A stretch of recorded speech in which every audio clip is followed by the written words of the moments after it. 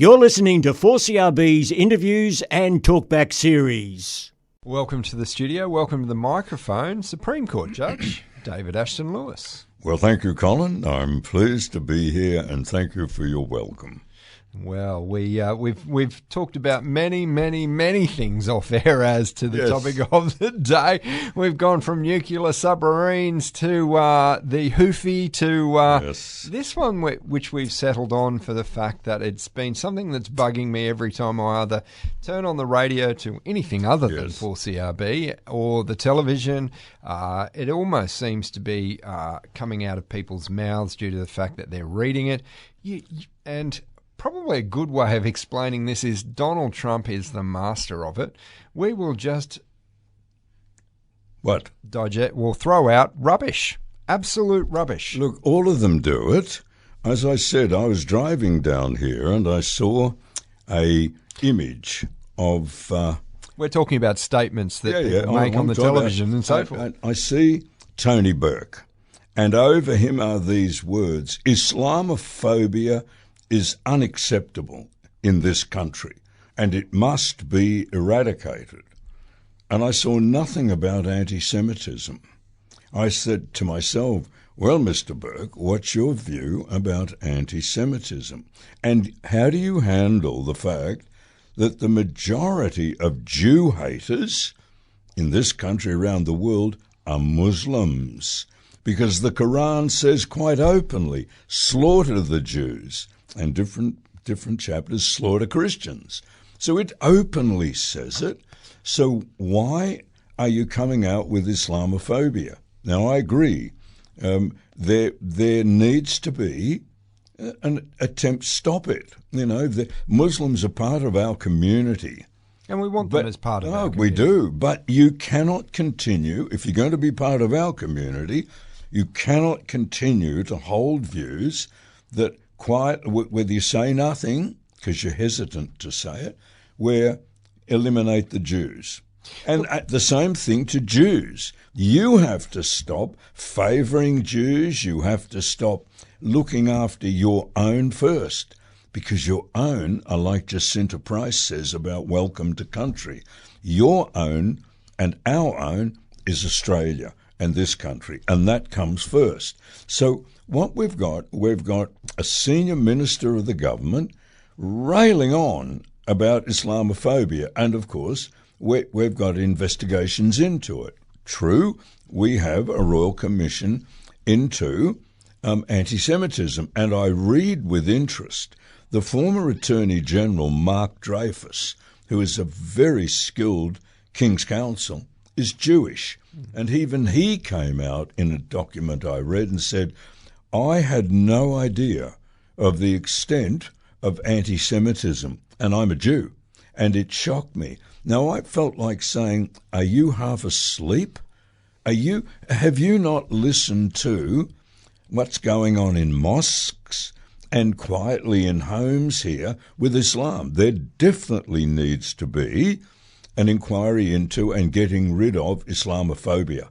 I would not argue against that, but balance it. How do you remove things that exist in people's minds? We've often heard it with respect to you're a racist. Well, at times that can be used improperly, and it's usually if you're cornered or you don't feel that your argument is actually gaining any sort of weight or recognition. But there is, in the past here in Australia, racism has been a real thing. I still think that it is in some people's hearts. It is. How do you look into the human condition and say, that's bad, mate? Well, the way you change it, I think, is you let them see you live in a society, because I really got offended when I hear left-wing people say Australia is a racist nation. Yeah, no, Australia is not a racist nation.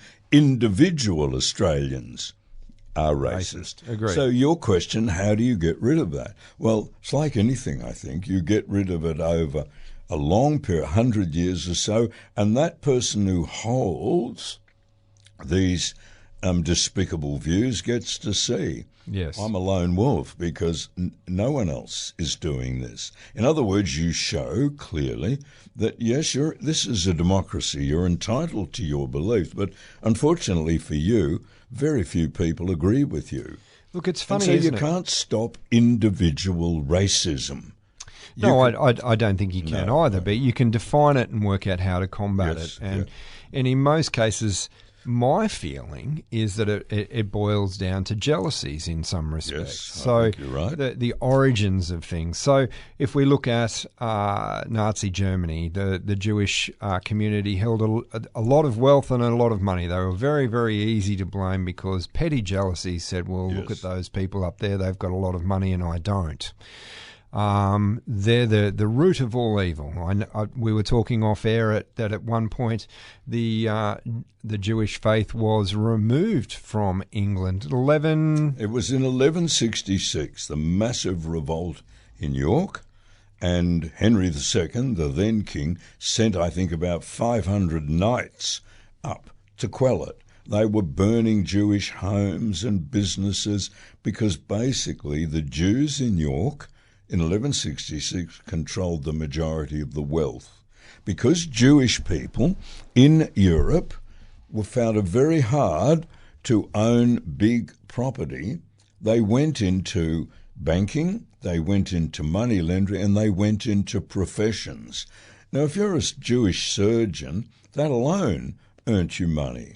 But what people, anti-Semites, don't realise is for every Jewish banker or multi-millionaire, there were 10 who were poor Jews working in factories. Sure. And that's the point in a nutshell. It is. So again, the jealousies that we have, and again, we can sit there and look at our own conditions here where people will say, hey, a certain segment of the community get a great amount of money from the government because however you want to look at it, they were pushed off their land or we took their land or however your view is.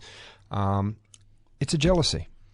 Well, it is. I didn't get that. It can be more than that. I mean, it can be an injustice thing, like, again, with Indigenous Australians. You settlers and colonialists came here and pushed us off our land. Well, the answer to that is don't hide and say, yes, we did, and we did it because we could, and you had no ability to stop us.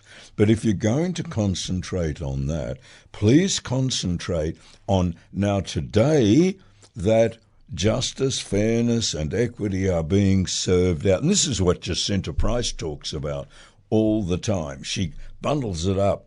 We're all Australians. I don't need to be welcome to my country. Welcome to country. But she also has pointed out in speaking that the opportunity to a young Aboriginal person is the same as the opportunity. Now, you'll get all the left arguing, no, it's not.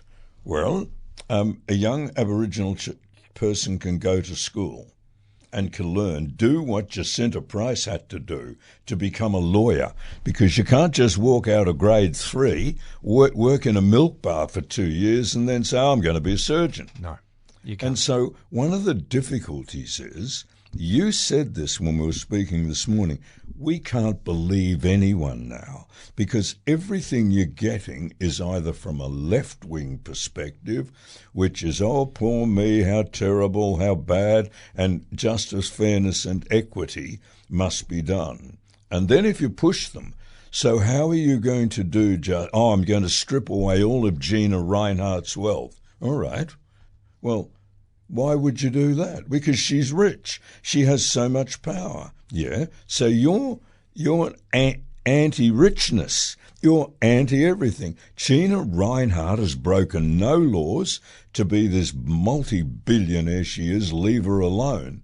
Where you work with Gina Rinehart, and I think she does this, is, well, Mrs. Rinehart, you have more money than you could ever have in 10 lifetimes. Will you be prepared to use a lot of it philanthropically? And I'm told she does. Yes. So, and then to the poor factory worker. Well, you're poor not necessarily because I'm rich.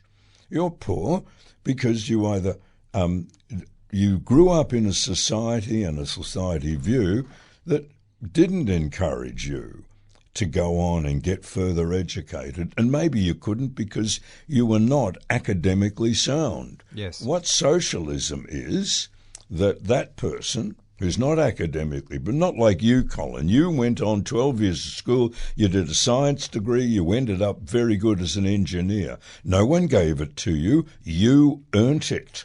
Now to come along to you and say, right, everything you've got, we're going to take half. Sounds like communism and socialism to me, doesn't it? And then that half is given to someone. Sure, they're housed well, they have good health, but now how much encouragement on that person is, now you have to lift yourself, your children, you know. So look, we can't trust anyone anymore. And it's a shame because once upon a time you could pick up the newspaper and it would be qualified, it would have been triple-checked, fact-checked, yes, and basically groomed so it was a well-rounded educated piece. Yeah, look at Yes. what actually transpired. Nowadays it is a sensationalistic headline, and half the time I read the body of it and It's like propaganda. It had nothing to do with the headline that I actually read a moment ago. Or I'm hearing someone's left-wing or right-wing bias. And I don't want to hear your bias. I want you to put it out so I can make up my mind what bias I want, if I'm going to have any. Well, and that's I think we all have an element of we bias. all do. Look, oh gosh, yes. So we all have a responsibility. My father used to, when all I wanted to do was go onto the farms, I wanted to leave school at 15 and just go and ride horses, muster sheep, shear them, you know, fence lines and that. And my father said, oh, yes, you can do all that once you've got a university degree. I said to him, I don't need a university degree to muster sheep, Dad. And I'd been riding since I was a child. So at 15, I was a pretty crack little rider. And Dad would let me get onto some horses he wouldn't put adults on. But that might be the subject of another show. Right. What is a good life? And do you know what? That sounds great to me. Mustering sheep, riding horses, and being out in the sunshine. But as my father said, what's the point, David, of having a massive wool check? And one of my cousins on one of the other properties showed me in 1961, I was 11, and he showed me a cheque for the National Bank that he had got, and it was £21,742 in 1961. And I even, as an 11-year-old, knew, gosh. And then I remember Bruce saying, yeah, but about 3/4 of that I'm giving back to the bank. Because they'd always have overdrafts that they had to clear every wool season, pay it off, and then they'd be extended another massive overdraft. So, look, the point is, and again, my father made it right, I think, and I did it with my sons, that he said, I don't care what you do, David. You can be a storeman packer. You can be a stevedore on the docks. You can be a truck driver. You can be anything. You can be a surgeon. You can be a prime minister.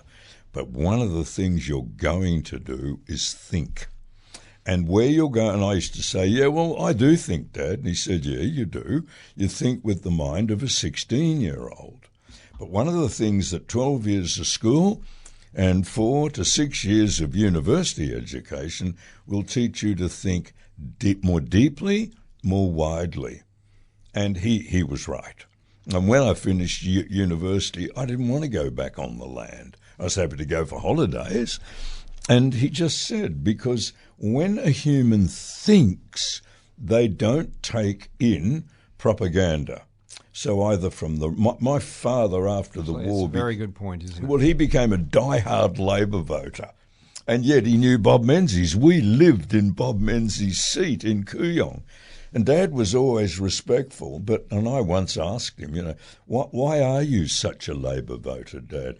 And he said, because the Depression and the Second World War, the conservative side of politics didn't serve us well.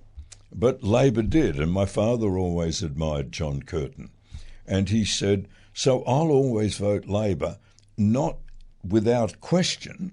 And yet in my life, I was born in 1950, he died when I was 22, and he never voted in state or federal anything less than Labor. And we lived in this blue blood seat. So I always thought, that's democracy, because my father would express his views, but he'd say to me, "You've got to make up your own mind." And of course, I lived through one of the most divisive periods, the Vietnam War, and people being conscripted. And Dad said, "Look, we didn't need to be conscripted. We all joined up voluntarily in the Now, there was conscription. I think it came in about 1944. And Dad said most people joined up anyway. So, again, you've raised this. I'm stealing this from you. Who do you believe now? Who do you trust now? I don't know that I believe Pauline Hanson, Angus Taylor, Anthony Albanese. And when I heard this Mark Dreyfus say he had no idea of the depth of anti-Semitism, and he's a Jew, I think he's Sydney, a brilliant lawyer, and I thought, Mark, what rock have you been asleep under? That you now, because he gave evidence in the Royal Commission, and he said his eyes were opened. Well, I went to school with Jewish boys. They were sent to my Anglican boys' school because the parents didn't want them to be educated at I've forgotten the name now, the great Jewish school in Melbourne. They wanted them to have a more secular education, and so Roman Catholic, not necessarily, because they will be, we could find them back in the Inquisition. So he said, but the Anglicans my parents always said, Anglicans will do the right thing. And so I think, again, you've said it a number of times, and the only way we can change this, Cole, is what we've said a number of times. People have to say to those who we have given them the right to govern us, no. But what happens? I've got mates who just love the Labor Party. They won't have anything else but. I've got mates who love the Conservative. There will always be those. I know, and it's sad. And we do need to take the information in and form our own decisions, as opposed to, this is my team and I'm going to bat for it always. So politics in Australia at the moment is sadly diminishing itself. The shame of it for me is I think it's almost everything. The internet, you and I can write whatever we like on there, and we can claim to be whoever we want to be and say that this is absolute fact. Now, there will be people who read that and believe it. Because we grew up in a world, I grew up in a world where we had physical encyclopedias. Those documents were fact-checked and triple-checked, and the facts that went into these books were put together by professors and learned people. Yes. And what we read is what we believed. Well, you spoke last week about a person who we all love who works here. And that approach is, well, it's the truth because I've read it. Yes. And you've raised and said, but how do you know what you read was accurate? No, these are all professors, doctors. And no one has said, yeah, but I know of professors who got it wrong. Sure. Who got it wrong. And you can look at climate change as a model. You've got a great deal of the scientific community saying, yes, it's real, and a great deal saying, no, it's not. We won't go into the skew of who's paying what to whom, because there is some paid scientists out there that have been proven to be receiving monies for their opinion. So what's the answer to this? The answer is, you'll always have your biases. You'll always be drawn, I'm more left-wing, I'm more right-wing, I'm more centre. Yes, you recognise that, but always keep your mind open and be prepared to say, but this could be wrong. I could be wrong. Well, look, the big thing for me is that exactly that.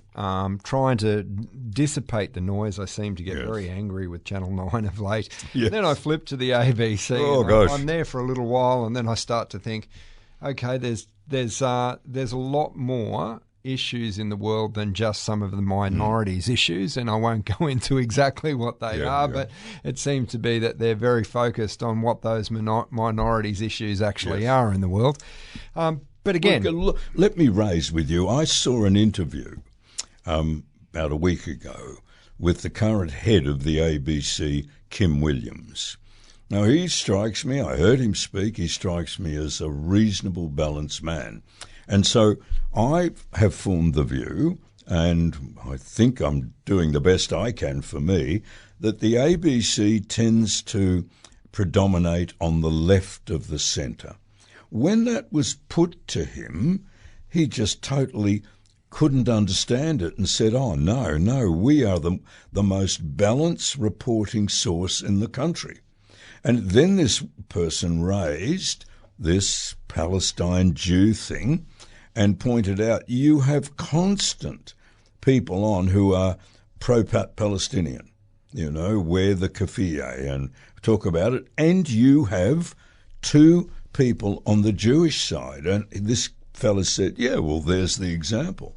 And then this interviewer said, yeah, but the difficulty is those two Jews support Free Palestine, support what Hamas did on October the 7th. Why? Because of the terrible behaviour of the Israeli Defence Force.